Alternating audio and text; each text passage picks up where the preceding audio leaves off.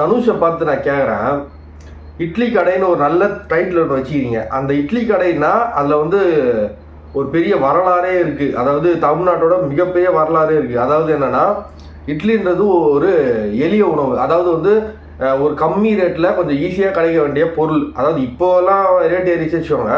But அந்த காலத்துலலாம் கொஞ்சம் ஏழை மக்கள் வந்து நடுத்தர மக்கள்லாம் வந்து டப்புன்னு கிடைக்கும், ஈஸியாக கிடைக்கும், அதுவும் வந்து கம்மி ரேட்டில் கிடைக்கும் அப்படின்னா அது வந்து இட்லி தான் அது வந்து நம்பர் 1ல் இருக்கும்.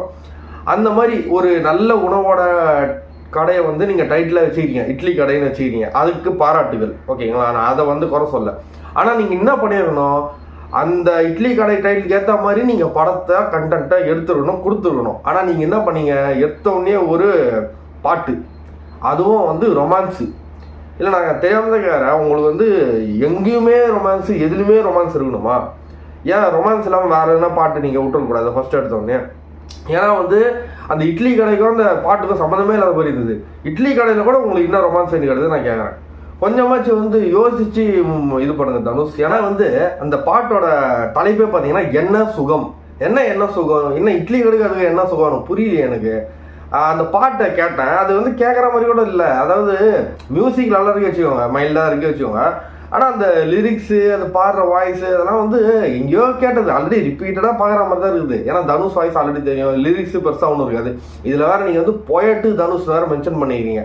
அதுவே வந்து கொஞ்சம் சிரிப்பாக இருக்குது. ஏன்னா வந்து பொயட் என்னங்க ஒரு நல்ல ஒரு கருத்துள்ள பாடல்கள்லாம் கொடுக்கணும். சரி, நீங்கள் எழுதுறது ரைமிங்காக நல்லாயிருக்கும், அதை வந்து சரி கேட்குற மாதிரி தான் இருக்கும்னு வச்சுக்கோங்களேன். ஆனால் வந்து பொயட்டுன்னா கொஞ்சம் வேல்யூபுளாக இருக்கணும், கொஞ்சம் கருத்துள்ள பாடல்கள் நிறைய எழுதணும்.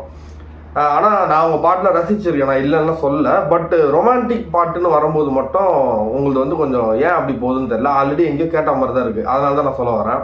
அதுவும் இல்லாமல் இந்த பாட்டை வச்சுக்கிட்டு தான் நீங்கள் வந்து குட் பேட் அக்லி கூட படத்தை ரிலீஸ் பண்ணலாம்னு முடிவு பண்ணியிருந்தீங்களா அப்போது? ஏன்னா வந்து சத்தியமாக வந்து அடி வாங்கியிருக்கோம். குட் பேட் அக்லி வந்து என்னதான் வந்து கதை பெருசாக இல்லாமல் கூஸ் பம்ப்ஸ் மொமெண்ட்லேயே இருந்தாலும் அந்த வந்து படம் பார்க்கறதுக்கு வேல்யூபுளாக இருந்தது. அதாவது அஜித் ஃபேன்ஸுக்கும் காமன் ஆடியன்ஸுக்கும் ஒர்த் வாட்சிங்காக இருந்தது. நீங்கள் இந்த மாதிரி பாட்டு என்ன சுகம்லாம் எடுத்துன்னு வந்து குட் பேட் அக்லி கூட நின்றுருந்தீங்கன்னா அப்படியே டோட்டல் வாஷ் அவுட் தான் இருப்பீங்க. அது தெரிஞ்சுதான் நீங்கள் தள்ளி போட்டுருக்கீங்க, அது ஒரு நல்ல விஷயம். ஆனால் நான் வந்து இந்த இட்லி கடையினோடனே சரி தனுஷ் வந்து நல்ல கருத்துள்ள படமாக, நல்ல ஒரு நாட்டுக்கு மெசேஜ் சொல்கிற படமாக எடுப்பாருன்னு நான் இப்போ வரைக்கும் கூட காத்து நிற்கிறேன். ஆனால் எனக்கு அந்த மாதிரி அப்டேட்டு வரவே இல்லை. அதனால தான் வந்து எனக்கு தனுஷ் மேலே மிகப்பெரிய டிசப்பாயின்மெண்ட்டு. இப்போ வந்த பாட்டு கூட கேவலமாக இருக்குது, அதான் உண்மை, கேவலமாக இருக்குது. மீன்ஸ் படத்துக்கு அதுக்கு சம்மந்தமே இல்லாமல் இருக்குது. மியூசிக் நல்லா இருக்குது, லிரிக்ஸ் அதான் ஆல்ரெடி எங்கேயோ பார்த்த மாதிரி தான் இருக்குனாலும் படத்துக்கு அதுக்கு சம்மந்தமே இல்லாமல் இருக்குது. அதுவும் நித்யா மேனன்லாம் போட்டு, நித்யா மேனன் சுத்தமாக இன்ட்ரெஸ்ட் இல்லை, ஹீரோயின் மாதிரியே ஃபீல் ஆகாது எனக்கு. ஸோ அது மாதிரிலாம் பண்ணி வந்து நம்மளுக்கு வந்து இட்லி கடை சம்மந்தமே இல்லாத மாதிரி பண்ணிக்கிறீங்க. அது நீங்கள் கொஞ்சம் சேஞ்ச் பண்ணால் தான் வந்து இட்லி கடை படத்துக்கு ஒரு நல்ல வரவேற்பு இருக்கும், நான் இப்போயே சொல்லிக்கிறேன். ஏன்னா வந்து இதுக்கப்புறமாச்சும் ஒரு கருத்தில் கண்டென்ட்டாக போடுங்க. இந்த மாதிரிலாம் பாட்டெலாம் நீங்கள் விட்டிங்கன்னா இட்லி கடை அப்படியே சட்னி கடை ஆகிடும். அதனால் நான் மறுபடியும் சொல்கிறேன், தனுஷுக்கு நீங்கள் இட்லி கடையில் ரொமான்ஸ் பண்ணது தப்பு. நீங்கள் வந்து அதை வந்து இட்லி கடைன்றத ஒரு கருத்துள்ள கண்டென்ட்டாக தான் இப்போட கொடுத்துருக்கணும். இதனால் வந்து தமிழ்நாட்டில் இருக்கிற பல இட்லி கடை ஓனர்ஸ்லாம் வந்து வருத்தப்பட வாய்ப்பு இருக்குது. ஏன்னா வந்து அவங்களாம் வந்து ஒரு நல்ல பிஸ்னஸ் பண்ணுறாங்க. பிஸ்னஸ் மீன்ஸ் வியாபாரம் நல்லா, அதாவது இட்லின்ற ஒரு அருமையான பொருளை வந்து விற்று அது மூலிமா பல பேரோட பசி ஆற்றுறாங்க. அது வந்து கம்மி விலையிலையோ இல்லை அதிகமான விலையிலையோ எதுவும் இருந்தாலும் அந்த பசி ஆற்றுறது அது ஒரு இட்லின்றது ஒரு நல்ல பொருள். அதை வச்சு நீங்கள் இந்த மாதிரி ரொமான்ஸ் அதே கடையில் பண்ணியிருந்தீங்கன்னா அது என்ன கதை? அது வந்து எல்லாருக்கும் பல பேருக்கு வந்து மன உளைச்சலை தான் உண்டாக்கும்னு நான் சொல்கிறேன்.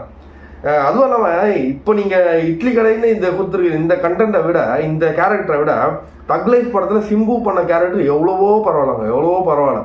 அந்த தங்கச்சிக்காக போராடுறது, தங்கச்சியை தேடுறது கடைசி இருக்கும், அவங்கள பார்த்தோன்னே அந்த பாச மாயை கொட்டுறது சொல்லிட்டு சிம்பு கேரக்டர் அருமையாக இருந்தது.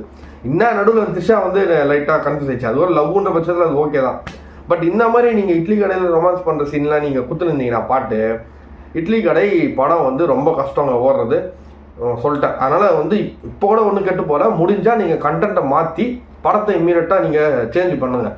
அந்த இட்லி கடையோட ஒர்த்து அந்த படத்தோட டைட்டில் வந்து கண்டென்ட்டாக வந்து படத்தில் கண்டிப்பாக இருந்தே ஆகணும்.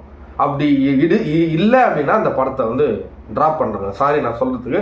ஏன்னா வந்து இந்த மாதிரி தான் படம் எடுக்கணும், டைட்டிலுக்கும் இது படத்துக்கும் மேட்ச் ஆனது தான் படம் நல்லாயிருக்கும். இல்லைனா வந்து வாய்க்கம் போல் படம் ரிலீஸ் ஆகும், இட்லி கடை ரிலீஸ் ஆகும், நீங்கள் சொன்ன டேட்டில் ரிலீஸ் ஆகும், ரிவ்யூவர்ஸ் கைவிக்கே ஊற்றுவாங்க, படம் வந்து நஷ்டத்தில் போகும். இது தேவையா?